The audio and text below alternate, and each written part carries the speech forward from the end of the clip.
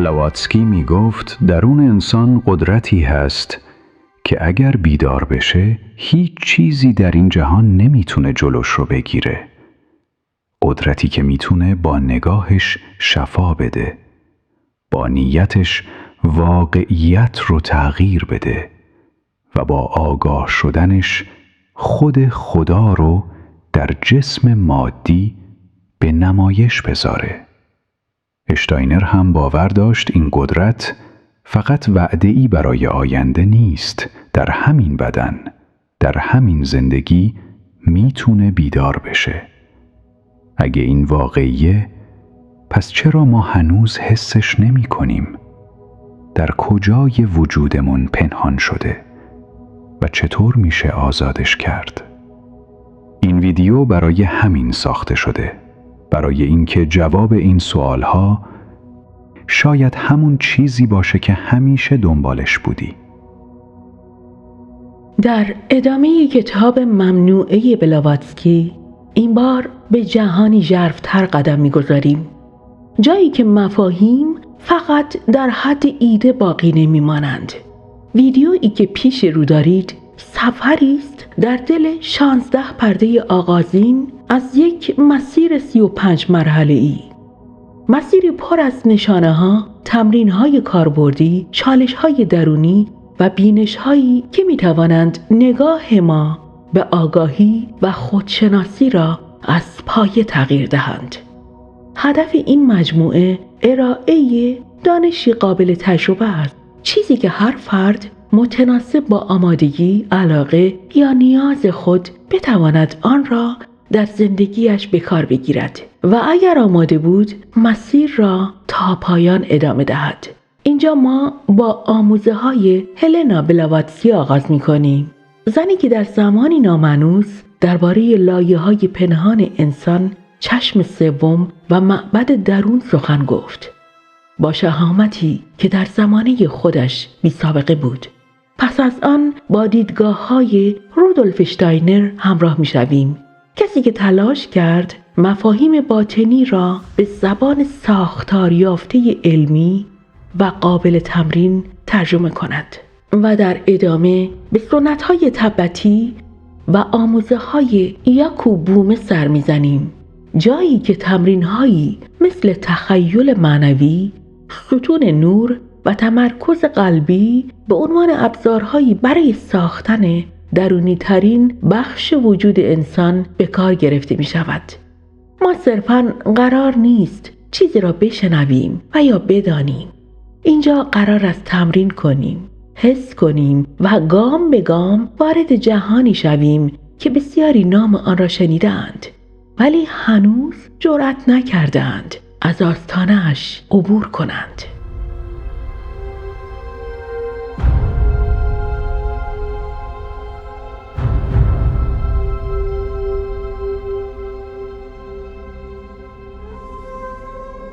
هلنا بلاواتسکی زنی بود که تو قرن 19 حرفایی زد که هنوزم برای خیلیا تازگی داره. اون می گفت انسان فقط از جسم و ذهن ساخته نشده، بلکه یه ساختار درونی داره با لایه‌های پنهان که بخش بزرگی از آگاهی ما رو شکل میدن. چیزهایی که شاید دیده نشن، ولی اثرشون رو هر روز توی زندگیمون حس میکنیم. سفرش از روسیه شروع شد، اما به شرق کشیده شد. هند، تبت، مصر و بعد آمریکا. تو این مسیر با سنت‌ها و آموزه‌های آشنا شد که باور داشت برای همه قابل دسترسی نیستن. نه چون مخفی‌ان، بلکه چون درکشون نیاز به آمادگی درونی داره. یکی از مهمترین مفاهیمی که مطرح کرد ایده معبد درون بود. یه ساختار نادیدنی درون انسان که اگه پیداش کنی میتونه کل نگاهت به زندگی رو عوض کنه.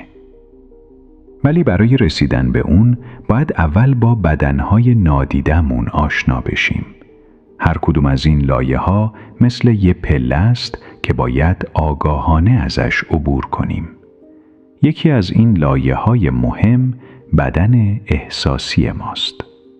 ما معمولاً به احساساتمون به چشم چیزی شخصی یا حتی مزاحم نگاه می‌کنیم، ولی توی سنت‌های کهن بدن احساسی یه لایه مستقل از وجود ماست، جایی که خاطره‌ها، تجربه‌های عاطفی و واکنش‌های حسی ذخیره میشن. این بدن بین جسم و ذهن قرار داره و هر وقت بی دلیل دلت میگیره، اشک در میاد یا یه چیزی بی اختیار شادت میکنه، بدن احساسی داره واکنش نشون میده. اما از بچگی یادمون دادن که احساساتمون رو سرکوب کنیم. گفتن گریه نکن، محکم باش، حساس نباش. و کم کم این لایه کدر میشه، مثل یه شیشه خاک گرفته که نه نور رو رد میکنه نه منظره‌ای نشون میده. اگه بخوای سفر درونی تو شروع کنی، باید اول با این لایه روبرو بشی، تمیزش کنی و دوباره بهش گوش بدی. چون راه آگاهی فقط از ذهن نمیگذره، از دل هم میگذره.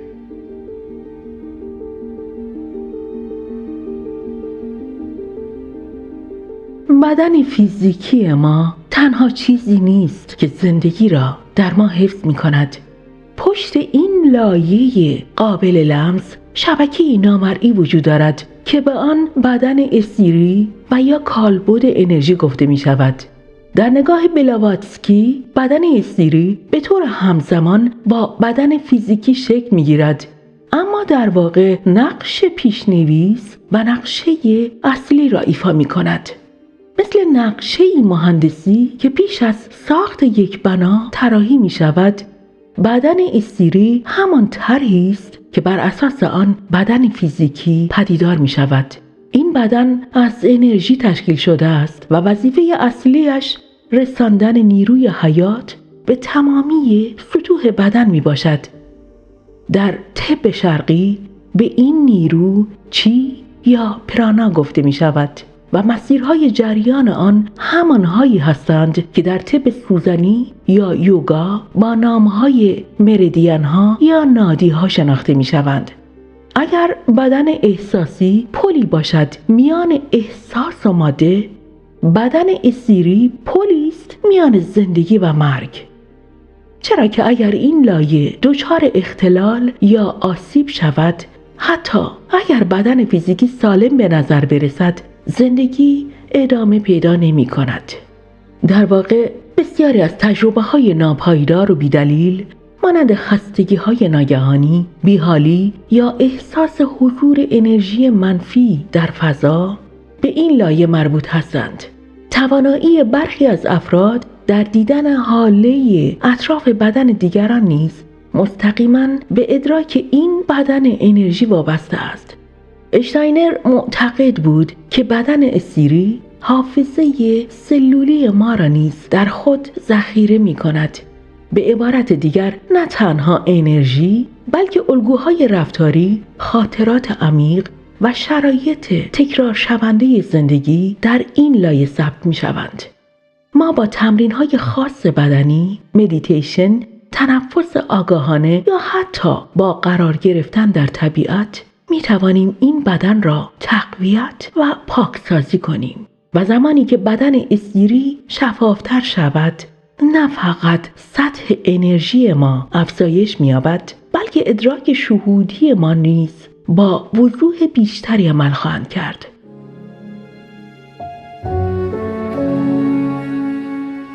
خب حالا که از احساس و انرژی عبور کردیم، میرسیم به لایه‌ای که شاید از همه پنهان‌تر باشه، ولی بیشتر از همه زندگیمون رو شکل میده: بدن ذهنی. از نگاه بلاواتسکی این بدن همزمان با رشد ذهن کودک شکل میگیره. یعنی همون موقع که کم کم شروع میکنیم به فهمیدن، معنی کردن، قضاوت کردن.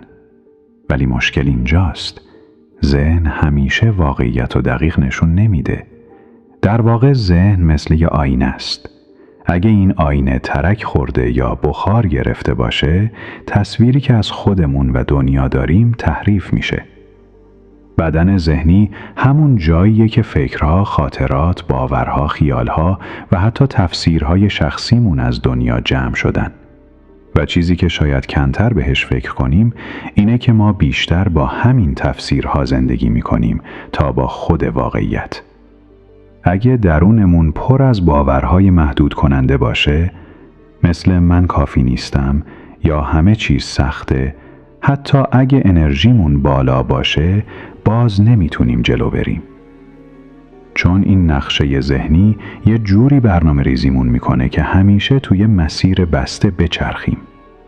بلاواتسکی میگفت بدن ذهنی فقط یه جای ذخیره فکر نیست، اون یه ابزار خلقه. چیزی که توی سطوح پایین‌تر، یعنی روی احساسات، روی بدن، حتی توی دنیای بیرون اثر میذاره. چرا؟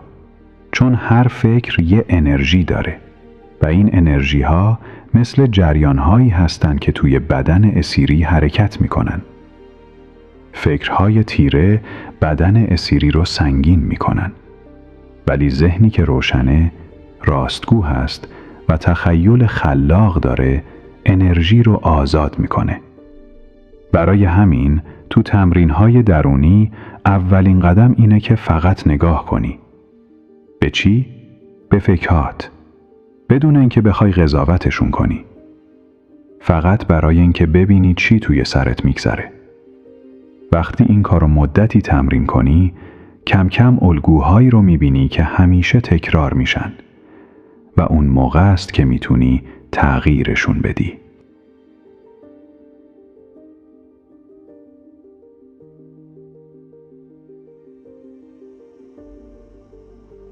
تا اینجا با لایه‌های آشنا شدیم که به احساس، انرژی و فکر مربوط می شوند.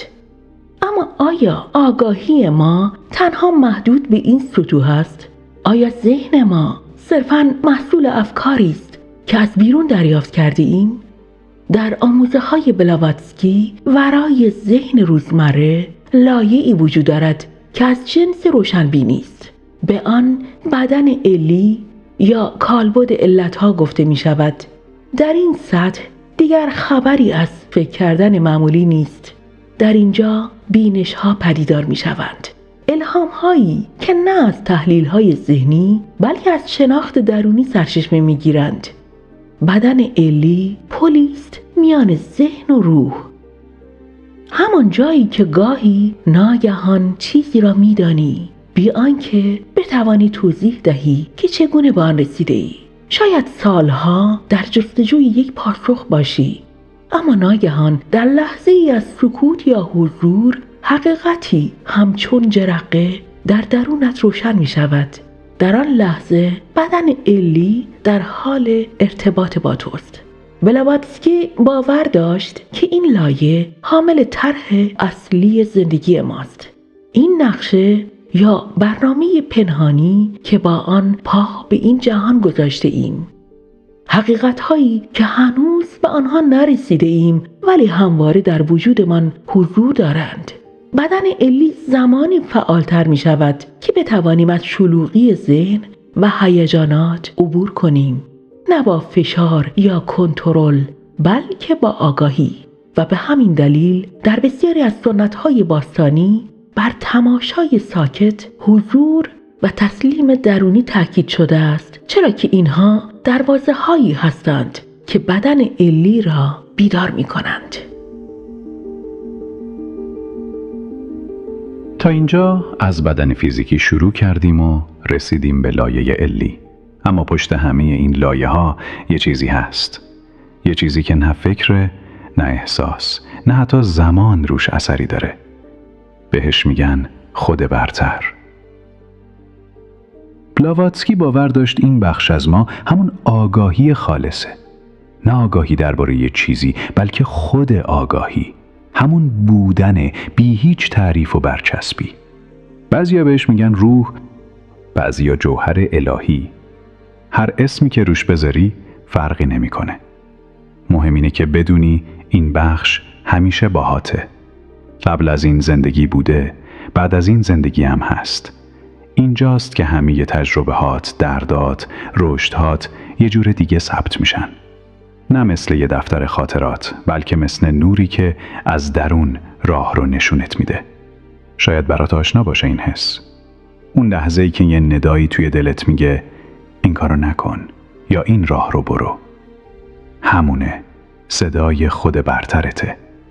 ولی خب ما معمولاً صدای این بخش رو نمیشنویم. چرا؟ چون ذهنمون شلوغه، احساساتمون به هم ریخته است و صدای اون خیلی آرومه. نه مثل یه فریاد، بیشتر مثل یه نسیم. باید کم کم یاد بگیری باهاش ارتباط بگیری. به زور نمیشه. با ساکت شدن، با تماشا کردن، با شنیدن. تو خیلی از سنت‌های باستانی بهش میگفتن آتمن، نور درون یا حتی بودای درون. تو غربم عارفایی مثل بومه یا اشتاینر بهش میگفتن جرقه الهی. تو آموزه‌های بلاواتسکی این خود برتر مرکز همه لایه هاست. همه چی داره به سمت اون حرکت میکنه. اما نکته اینجاست، لازم نیست چیزی بهش اضافه کنی. کافیه فقط مانع نشی. اجازه بده خودش بیاد بالا. خودش رو نشون بده. تا اینجا با هم لایه لایه پیش رفتیم، از بدن فیزیکی تا خود برتر. هر کدام از این لایه ها مانند یک ساز جداگانه در یک ارکستر بودند. ولی حالا زمان آن فرا رسیده که ببینیم چگونه می توانند با هم هم‌آوا شوند. بلاواتسکی می گفت انسان تنها زمانی به آگاهی واقعی دست می یابد که این لایه ها با یکدیگر در هارمونی و هماهنگی باشند. این یعنی چه؟ یعنی ذهن با قلب هماهنگ باشد، احساس با انرژی در توازن باشد و جسم در پیوند با روح عمل کند. بسیاری از ما تجربه کرده ایم که وقتی یکی از این بخش ها دچار آشفتگی می شود، همه چیز از تعادل خارج می گردد. مثلا زمانی که بدن خسته است، تمرکز دشوار می شود، یا هنگامی که احساسات سرکوب می شوند، ذهن دچار وسواس یا بیقراری می شود. از سوی دیگر وقتی در لحظه خاص درون و بیرون ما یکی می شوند، برای مثال در تجربه از عشق واقعی یا هنگام یکی شدن با طبیعت یا در آرامشی عمیق و بیدلیل، در آن لحظه این لایه ها به طور طبیعی با یکدیگر در حال نواختن هستند. در نگاه سنت های باستانی رسیدن به این هماهنگی همان چیزی است که به آن ساختن معبد درونی میگویند. یعنی تو از درون چنان شفاف، آگاه و متعادل میشوی که هر بخش از وجودت در خدمت آگاهی کل قرار میگیرد. بلاواتسکی هرگز نگفت که این مسیر آسان است، اما تاکید داشت که قابل دسترسی است برای هر کسی که آمادگی دیدن خود واقعیش را داشته باشد. این جمله معروف او که گفته بود رازهای بزرگ خود را به کسانی نشان می‌دهند که آماده دیدن هستند، دقیقاً درباره همین لحظه است. لحظه‌ای که لایه‌ها مانند نوت‌های متفاوت با یکدیگر یکی می‌شوند و تو تبدیل به یک ساز زنده آگاهی می‌شوی. حالا شاید برات سوال پیش بیاد، اگه این همه لایه درون ماست، اگه این همه آگاهی و قدرت در وجود ماست، چرا هیچ کس چیزی بهمون نگفته؟ چرا این چیزا رو تو مدرسه ها یاد نمیدن؟ یا چرا هر کی بخواد دربارش حرف بزنه مسخره میشه؟ جوابی ساده نیست. اما بلاواتسکی و خیلی از کسانی که بعد از اون اومدن یه نکته مهم رو تکرار کردن. دانش واقعی اغلب سانسور شده، از چشم پنهون مونده و از دسترس خارج شده، چون آگاهی آدم رو به یاد قدرتش میندازه و از ترس‌ها آزاد میکنه و انسانی که آزاد فکر میکنه حاضر به اطاعت کورکورانه نمیشه. در قرون وسطا کلیساها دانش نجوم و شفا و علوم باطنی رو ممنوع کردن، کتابها رو سوزوندن زنان درمانگر رو جادوگر خوندن و هر کسی که از نور درون حرف میزد متهم به کفر میشد. در زمان بلاواتسکی همزمان با رشد علم مدرن و جهانی شدن دین رسمی و استعمار فرهنگی یه چیز کم کم ناپدید شد: فهم درونی انسان از خودش. به جاش بهمون گفتن تو فقط یه جسمی، یه مصرف کننده، یه کارمند، یه تابع، یه رأی دهنده. اما اونایی که آگاهی رو تجربه کردن میدونن که انسان فقط این نیست. بلاواتسکی باور داشت اینکه چرا دانش‌های باطنی فقط به بعضی‌ها منتقل میشه، نه به خاطر نخبه‌گرایی، نه به خاطر تبعیض. شاید بیشتر به خاطر اینه که این دانش به یه چیز احتیاج داره: قدرت درونی.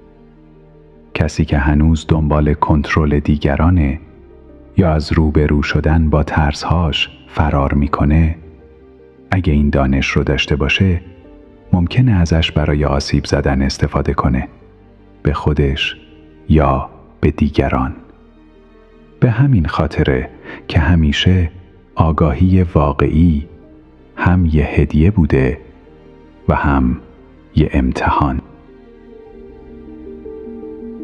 تا اینجا بارها از مفهوم آگاهی سخن گفتیم، از خود برتر، از لایه‌های پنهان، از معبدی که در درون ماست. اما یک پرسش اساسی همچنان باقی میماند: بیداری دقیقاً به چه معناست؟ در دیدگاه هلنا بلاواتسکی، رودولف اشتاینر و حتی عارفانی همچون یاکوب بومه، بیداری با یک تجربه ناگهانی و شگفت‌انگیز اشتباه گرفته نمی شود. هیچ یک از آنها نگفتند که بیداری لحظه‌ای جادویی است که انسان را ناگهان به موجودی نورانی بدل می کند. برعکس، بیداری بیشتر شبیه گشودن چشمی است که مدتی طولانی بسته بوده است. آرام و گاه با تابش نوری شدید و گاه با تردید و پرسش. اما زمانی که این چشم آغاز به دیدن کند، دیگر نمی توانیم وانمود کنیم که نابینا هستیم. بیداری یعنی مشاهده آنچه در درون می گذرد، بدون انکار، بدون قضاوت. یعنی وقتی ترس، خشم، حسادت یا اندوه در تو پدیدار می شوند، به جای سرکوب یا فرار از آنها با آنها روبرو می شوی و از آنها درس می گیری. در این مسیر لایه ها یکی یکی شفافتر می شوند. دیگر فقط نمی پرسی چرا این اتفاق برای من افتاد، بلکه می پرسی چه در درون من وجود دارد که این تجربه را به خود جذب کردم. بیداری به معنای پذیرش مسئولیت است. نه مسئولیتی سنگین و خسته کننده، بلکه مسئولیتی رهایی بخش. زمانی که انسان سکان زندگی خود را دوباره در دستش میگیرد. در آموزه‌های بلاواتسکی بیداری نه یک نقطه پایان، بلکه مسیری پیوسته است. راهی برای شناخت و برای پاکسازی آینه‌های درون، تا جایی که درون و بیرون با هم یکی شوند. و شگفت آنکه او تایید می‌کرد که بیداری همیشه از درون آغاز می‌شود، اما بسیار زود اثر آن در جهان بیرون نیز نمایان می‌گردد. نه با شعار، نه با تغییر دیگران، فقط با حضور تو که دیگر واکنشی نیستی، بلکه حضور زنده حقیقتی.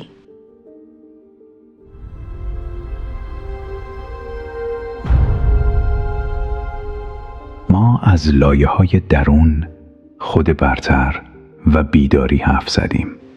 اما اگه اینا فقط بشه یه سری مفاهیم قشنگ که فقط توی کتابا وجود داره، یا فقط بشه چند تا جمله انگیزشی که میزنیم به دیوار، واقعاً چه فایده‌ای داره؟ سوال اصلی اینه: اگه واقعاً آگاه بشی، زندگی واقعیت چه تغییری میکنه؟ نه فقط وقتی توی مراقبه‌ای یا توی طبیعت نشستی، بلکه وقتی توی شلوغی روزمره‌ای، وسط یه بحث، توی محل کار، یا حتی وقتی توی یه بحران گیر کردی. بلاواتسکی و اشتاینر هر دو یه چیزو بارها تکرار کردن: آگاهی باید توی عمل دیده بشه. یعنی وقتی کسی آزارت میده، اولین واکنشت فقط عصبانیت یا دفاع نباشه. بتونی یه لحظه مکث کنی و بپرسی: این حس از کجا اومده؟ من چی رو دارم در آینه این آدم میبینم؟ یا وقتی ناامیدی و اضطراب میاد سراغت، به جای اینکه غرق شی، بتونی از یه نقطه عمیق‌تر نگاه کنی، از جایی توی وجودت که همیشه آرومه، حتی وسط طوفان. آگاهی یعنی همین تمرین ها، یعنی بارها و بارها انتخاب کردن، نه فقط واکنش نشون دادن.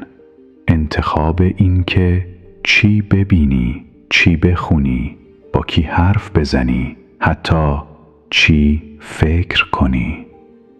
و کم کم همه چی از اینجا شروع میکنه به تغییر کردن. تمرکزت جا به جا میشه، از قراره چه بلایی سرم بیاد به سمت چه نیرویی توی من هست که بتونم ازش عبور کنم.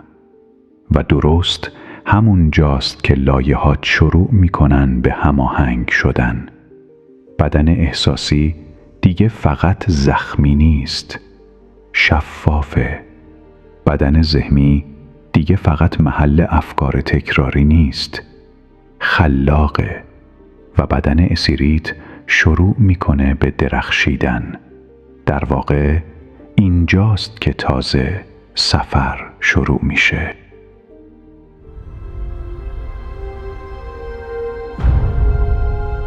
وقتی که هلنا بلاواتسکی از معبد درون سخن می گفت، بسیاری تصور می کردند با مفهومی استعاری و یا افسانه‌ای روبرو هستند. اما او کاملا جدی بود.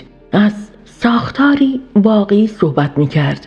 ساختاری نادیدنی اما زنده و پویا که می تواند در درون هر انسان شکل بگیرد، بدون هیچ نیایش خاصی، بدون هیچ رژیم غذایی پیچیده‌ای و بدون سفرهای پرهزینه به سرزمین‌های دور.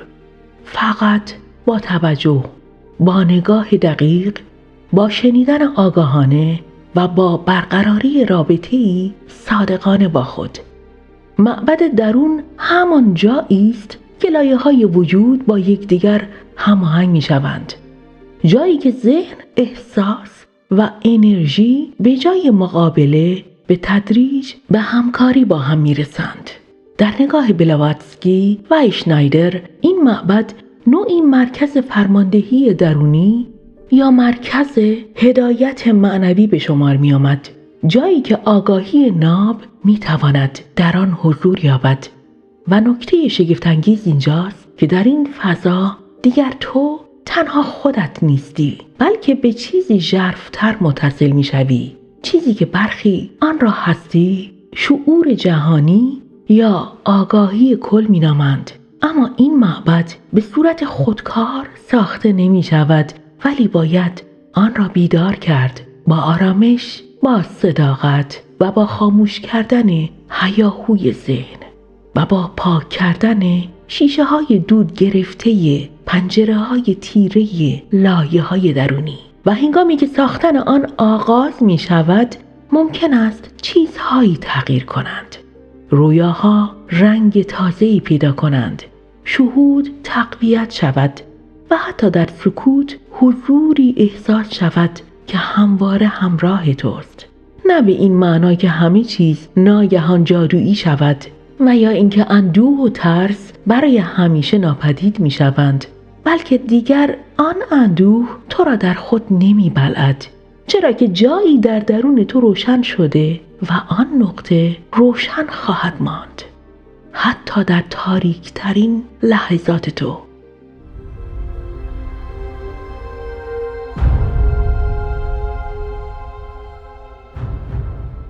بلاواتسکی میگفت معبد درون مثل یک بنای روحی انرژیه.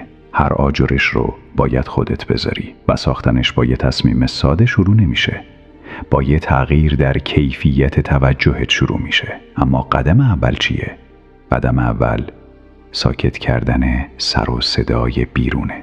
نه به اینکه از دنیا بری بیرون، نه، ولی هر روز حتی برای چند دقیقه یه لحظه خلوت پیدا کن که فقط با خودت باشی، بدون موبایل، کار و حتی فکرهای گذشته و آینده. فقط آروم و عمیق نفس بکش، تنها با این نیت که میخوام به صدایی که همیشه هست اما هنوز نشنیدمش گوش بدم. دوم، شناخت بدن احساسی، نه کنترلش. منظور در اینجا فقط دیدن و درک کردنشه. یعنی به خودت اجازه بدی حسات رو حس کنی، بدون قضاوت کردن و بدون ناراحتی و یا شرمندگی. اگه ناراحتی فقط بپذیر که ناراحتی، اگه خوشحالی بگو خوشحالم. همین دیدن ساده و توجه آگاهانه به اون چه در تو میگذره اولین مرحله پاک کردن لایه‌های خاک گرفته است.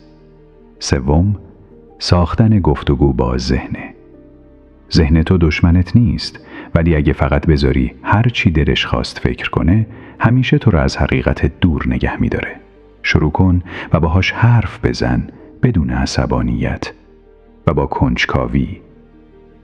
مثلا وقتی یه فکر منفی اومد، از خودت بپرس این فکر از کجا اومد؟ مال کیه؟ اصلاً به دردم میخوره؟ با این سوالها ذهنت از یه پادشاه سرکش تبدیل میشه به یه همکار و تازه اون وقته که ذهن جا برای حضور آگاهی باز میکنه. چهارم، فعال کردن بدن اسیری. این مرحله شاید قابل دیدن نباشه، ولی میشه حسش کرد. با مراقبه های منظم، با تنفس آگاهانه و با بودن و حضور واقعی در لحظه. وقتی کاری انجام میدی، حتی ساده ترین کارها، با تمرکز و حضور انجامش بده. آب خوردن، راه رفتن، حتی نگاه کردن به آسمون. همین چیزهای ساده اگر آگاهانه انجام بشن، بدن انرژی تو رو بیدار میکنن.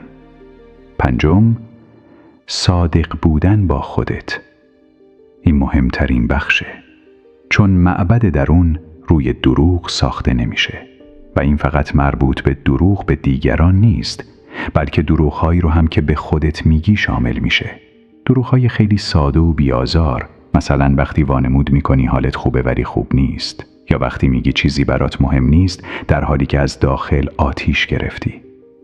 صادق بودن یعنی آسیب پذیر بودن، ولی همین آسیب پذیری در رو باز میکنه تا نور وارد بشه.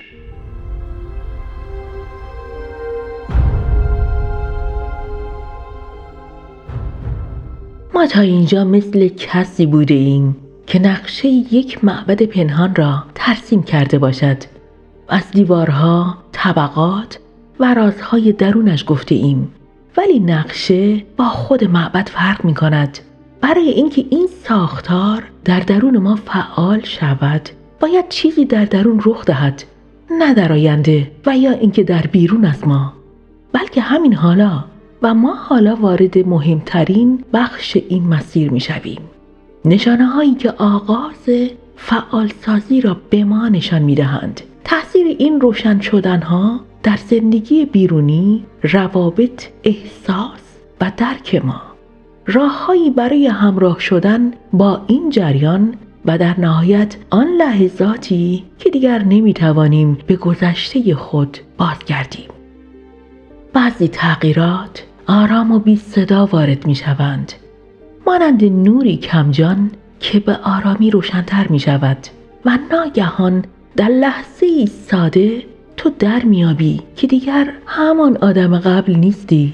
ما تا اینجا درباره لایه‌های درونی صحبت کردیم، درباره ساختاری پنهان و معبدی در درون تو، اما همه آنها فقط یک نقشه هستند تا زمانی که آن نقطه روشن در وجود تو فعال نشود. روشن شدن همیشه با یک چیز آغاز می شود: تغییر نگاه. زمانی که دیگر پاسخ را در بیرون خود جستجو نمی کنی. به احساسات خود به چشم یک دشمن نمی نگری و سکوت برایت خالی به نظر نمی رسد. آنجاست که در میابی چیزی در درونت بیدار شده، چیزی که همیشه حضور داشته ولی حالا شروع به سخن گفتن کرده و در همین جاست که مسیر حقیقی تو آغاز می شود.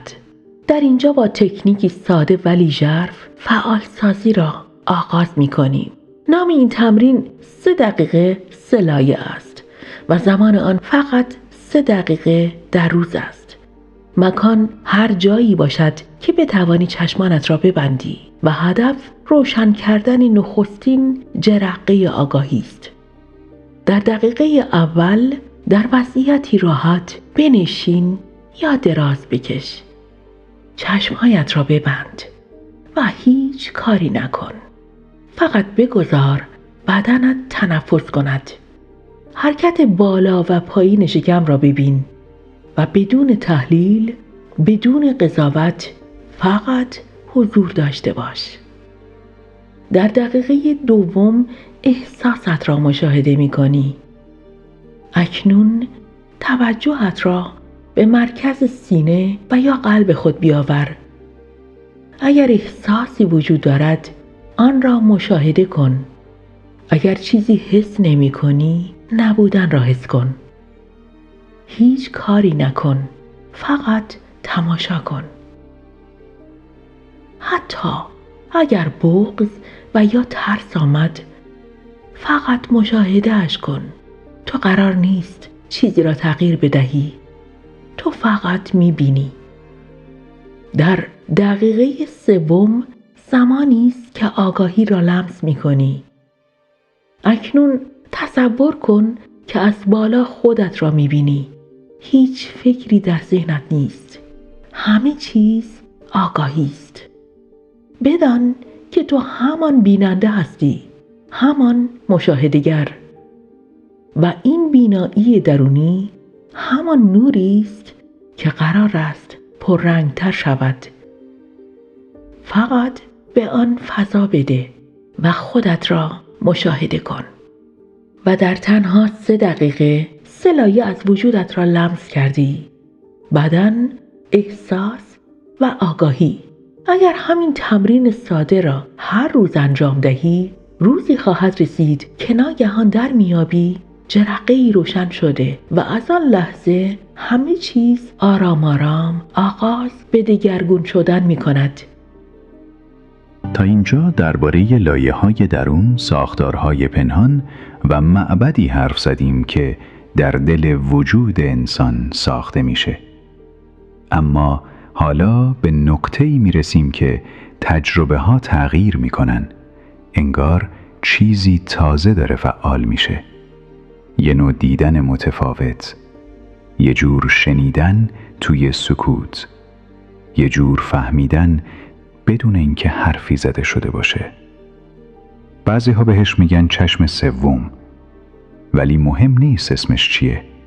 مهم اینه که این توانایی ها واقعی هن. اونا بخشی از سیستم ادراک انسانن که به دلیل سالها خاموش بودن یادمون رفته چطور بهشون دسترسی داشته باشیم. رودولف اشتاینر عقیده داشت که در گذشته انسانها با این حواس پنهان در ارتباط بودن، اما برای ساختن تمدن بیرونی ناچار شدن ذهن مادی رو فعال کنن و در عوض حواس ظریفتر خاموش موندن. حالا زمان بازگشته، اما نه به صورت ناخودآگاه یا تصادفی، بلکه با آگاهی، تمرین و مراقبت درونی. حواس پنهان یعنی چی؟ یعنی توانایی درک چیزهایی که با چشم یا گوش معمولی قابل دیدن یا شنیدن نیستن. مثلا وقتی وارد یه فضا میشی و بدون دلیل خاصی احساس سنگینی یا آرامش میکنی، یا وقتی فقط با دیدن چهره یه نفر میفهمی حالش خوب نیست، حتی اگه چیزی نگه. اینها نشونه‌های فعالیت همون حواس پنهانه. احساس انرژی در فضاها و آدمها، درک پیش آگاهی‌ها، دریافت معنا از نشانه‌های ظاهراً تصادفی، شنیدن در سکوت، دیدن با چشم درون. اما این حواس با مدیتیشن های سطحی یا تکرار کلمات فعال نمیشن. نیاز به آماده سازی دارن، مثل رادیویی که باید فرکانسش تنظیم بشه. تمرین اول، مشاهده بی قضاوت. یکی از ساده ترین راه‌ها برای فعالسازی حواس پنهان اینه که آگاهی رو از ذهن تحلیلی بیاری به سطح مشاهده ناب. در طول روز فقط یه موقعیت انتخاب کن. مثلا وقتی توی تاکسی نشستی یا در صفی منتظری، به اطرافت نگاه کن. بدون قضاوت، بدون تفسیر. نگو این پیرتره، اون لباسش خوبه یا بد. فقط ببین، فقط حضور داشته باش. ذهن عادت داره همه چیزو برچسب بزنه، اما وقتی فقط میبینی بدون فکر، آگاهی شروع میکنه به کار کردن در سطحی عمیق‌تر.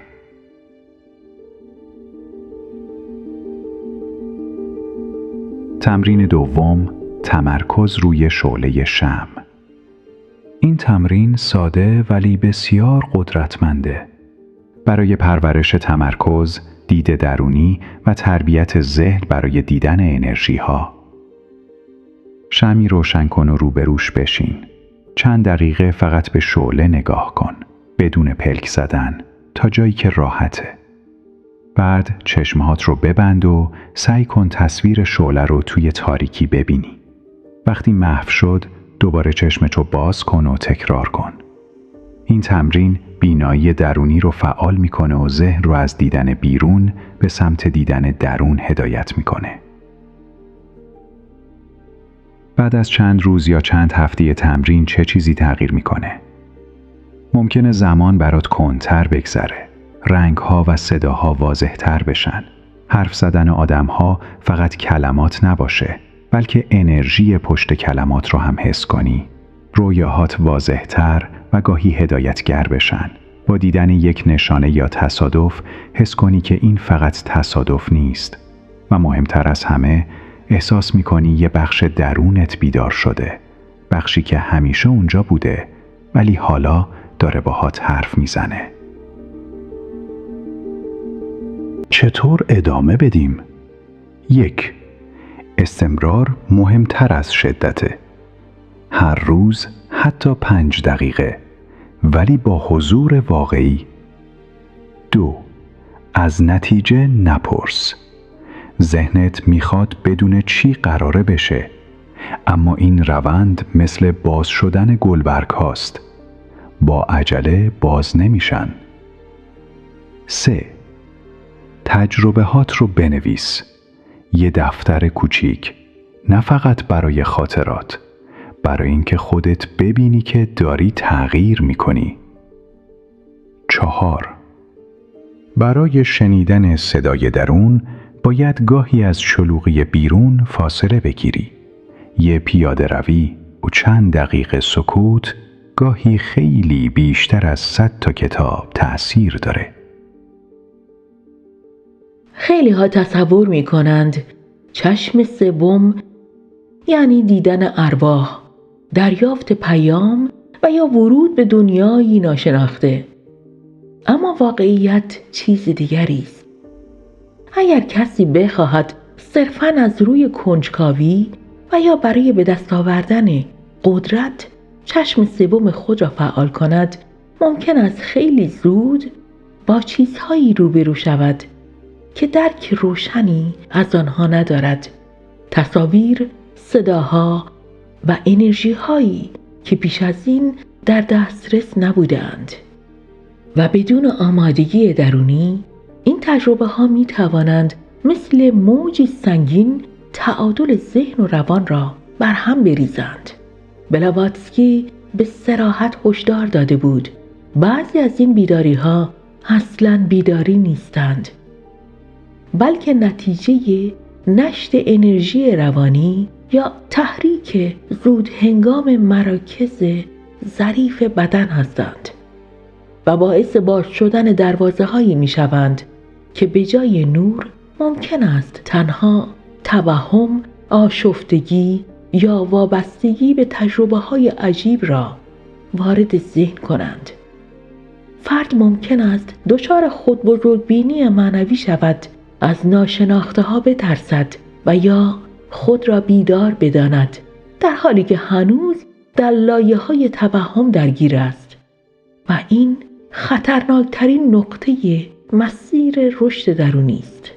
در نگاه بلاواتسکی، تا وقتی فرد احساساتش را پالایش نکرده، ذهنش را شفاف نکرده و ریشه های درونی را تثبیت نکرده باشد، هیچ بیداری واقعی نخواهد بود.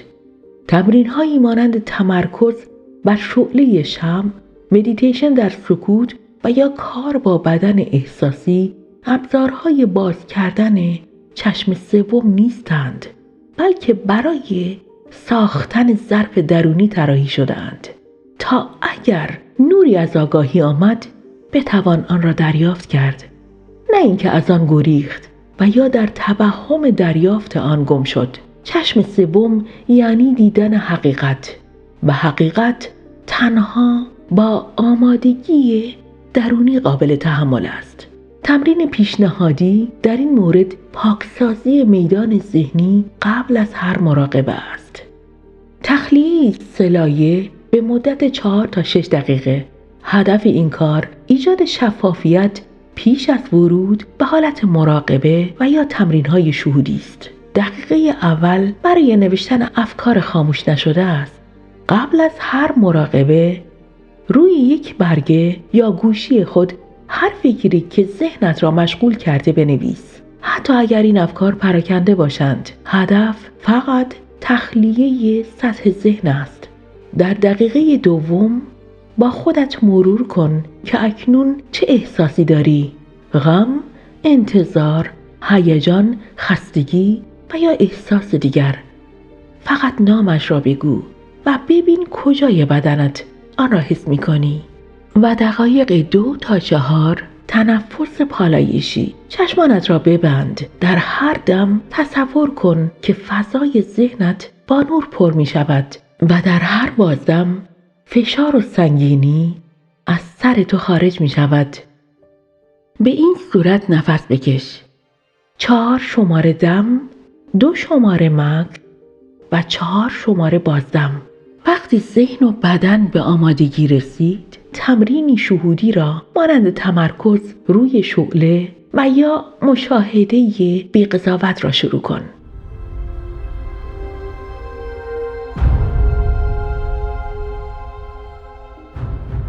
بعضیا فکر میکنن اگه تصویری ببینن که بقیه نمیبینن یا صدایی بشنون که عادی نیست، یعنی چشم سومشون باز شده، یعنی آگاه شدن. اما این یکی از بزرگترین سوء تفاهم هاست. دیدن میتونه اتفاق بیفته، حتی بدون آمادگی.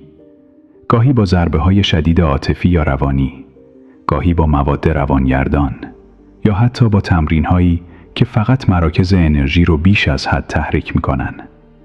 ولی مشکل اینجاست، دیدن بدون درک کردن فقط باعث سردرگمی میشه. مثل اینه که یه زبان ناشناخته رو ببینی و چون حروفش رو تشخیص میدی، فکر کنی معنیش رو هم میفهمی. رودولف اشتاینر گفته بود تصویر معنوی فقط وقتی ارزش داره که به آگاهی روشن تبدیل بشه. یعنی اون چیزی که میبینی باید درون تو یه تغییر ایجاد کنه، نه فقط تو رو شوکه کنه یا سرگرم نگه داره. برای همین تو همه سنت‌های واقعی، تمرین‌های فعالسازی همیشه با تمرین‌های پاکسازی همراه بودن. پاکسازی احساسات، افکار، نیت‌ها و حتی تغذیه و سبک زندگی. بدون این آمادگی، اون چه می‌بینی ممکنه فقط توهم باشه و تو رو از مسیر اصلی دور کنه. اینجاست که بیداری‌های اشتباه شروع میشن. آدمایی که فکر می‌کنن راه رو پیدا کردن، ولی در واقع فقط توی هزار توی ذهن خودشون دارن دور میزنن. پس اگه یه روز تصویری دیدی یا صدایی شنیدی، اولین سوالی که باید از خودت بپرسی این نیست یعنی چی دیدم، بلکه اینه آیا من آمادگی درکش رو دارم؟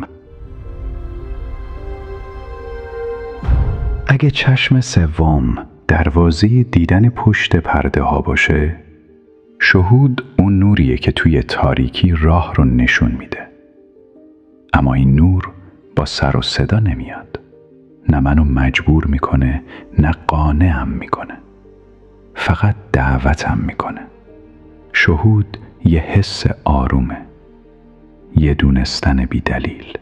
انگار میدونم، ولی نمیدونم از کجا میدونم. برخلاف ذهن که همیشه دنبال دلیل و پرسشه، شهود مثل یه حضور خاموشه. یه اطمینان درونی که بهم میگه از این راه برو.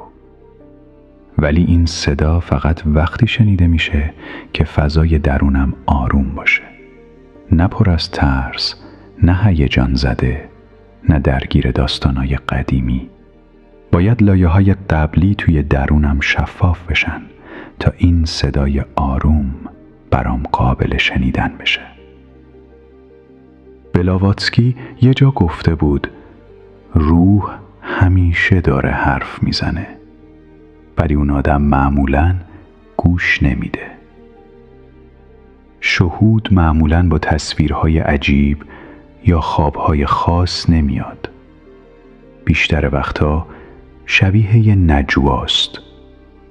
یه حس، یه کشش، یه اطمینان نرم. برای همینی که تمرین‌ها فقط برای باز کردن چشم سوم نیستن. هدفشون آروم کردن ذهن، پاکسازی احساسات و باز کردن اون گوش درونی که مدتها خاموش بوده. حالا که این همه درباره دیدن و شنیدن حرف زدیم، یه چیزی رو باید یادآوری کنیم. آگاهی یعنی یاد گرفتن مهارت موندن توی دل این تجربه ها، بدون قضاوت، بدون ترس و با احترام به چیزی که از فهم معمولی فراتر میره. ما تا اینجا سفری را به درون آغاز کردیم برای ساختن چیزی که نه در بیرون یافت می شود و نه کسی قادر است آن را از شما بگیرد. تمریناتی که با هم مرور کردیم آغازی هستند برای اتصال دوباره به مرکز وجود، ولی تنها ساختن معبد کافی نیست. در قسمت بعد قرار است به بخش‌های ژرف‌تر و گاه چالش برانگیزتر وارد شویم. تأثیرات واقعی این تمرین بر زندگی روزمره. چه چیزهایی تغییر می‌کنند؟ چه چیزی در درون تو زنده می‌شود؟ چالش‌هایی که ممکن است در مسیر بیداری پدیدار شوند، از تردید و ترس گرفته تا احساس گم شدن و سرگشتگی، و پرسشی کلیدی که چگونه میتوان از خود محافظت کرد بدون آنکه بسته شویم و یا خاموش بمانیم. ما همچنین به یکی از دشوارترین مراحل این مسیر میپردازیم: تشخیص تفاوت میان مشاهده درونی و خیال. اینکه چگونه دریابیم که آنچه تجربه میکنیم واقعی است یا صرفاً تصویری ذهنی. و در این میان تمریناتی تازه در پیش خواهیم داشت، برگرفته از آموزه‌های تبتی و اشنایدری، برای حفظ شفافیت، تعادل و ایمنی در مسیر آگاهی. پس اگر آمادگی دارید، در قسمت بعد این سفر را با هم ادامه خواهیم داد.